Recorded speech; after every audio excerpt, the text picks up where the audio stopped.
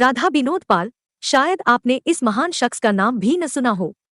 और भी बहुत सारे भारतीय ऐसे हैं जो इन्हें न तो जानते हैं और न ही पहचानते हैं।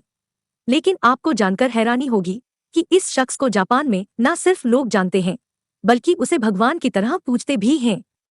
इतना ही नहीं, आपको ये जानकर हैरानी होगी कि जापान के यासुकुनी मंदिर और क्योतो के रियोजेन गोकोकु देवालय में इनकी याद में विशेष स्मारक बनवाए गए हैं। 27 जनवरी 1886 को तत्कालीन बंगाल प्रांत में जन्मे राधा विनोद पाल अंतर्राष्ट्रीय ख्याति प्राप्त भारतीय विधिवेत्ता और न्यायाधीश थे। उन्होंने कोलकाता के प्रेसिडेंसी कॉलेज और कोलकाता विश्वविद्यालय से कानून की शिक्षा ली थी और उसके बाद 1923 से 1936 तक वो इसी विश्वविद्यालय में अध्यापक भी रहे थे। साल 1941 में उन्हें कोलकाता उच्च न्यायालय में न्यायाधीश नियुक्त किया गया था। इसके अलावा वह अंग्रेजों के सलाहकार भी रहे थे। राधा विनोद पाल द्वितीय विश्वयुद्ध के बाद जापान द्वारा किए गए युद्ध अपराधों के खिलाफ चलाए गए अंतर्राष्ट्रीय मुकदमे टोक्यो ट्रायल्स में भारतीय जज थे। उन्हें ब्रिटिश सरकार ने भारत का प्रतिनिधि बनाया था।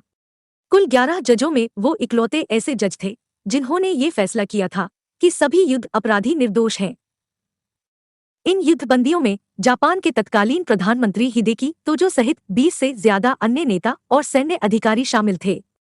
न्यायाधीश पाल ने अपने फैसले में लिखा था कि किसी घटना के घटित होने के बाद उसके बारे में कानून बनाना उचित नहीं है और इसीलिए उन्होंने युद्धबंदियों पर मुकदमा चलाने को विश्वयुद्ध के विजेता देशों की जबरदस्ती बताते हुए सभी को छोड़ने का फैसला सुनाया था। हालांकि अन्य जजों ने उन्हें मृत्युदंड दिया था। यही वजह है कि जापान में उन्हें आज भी एक महान व्यक्ति की तरह सम्मान दिया जाता है।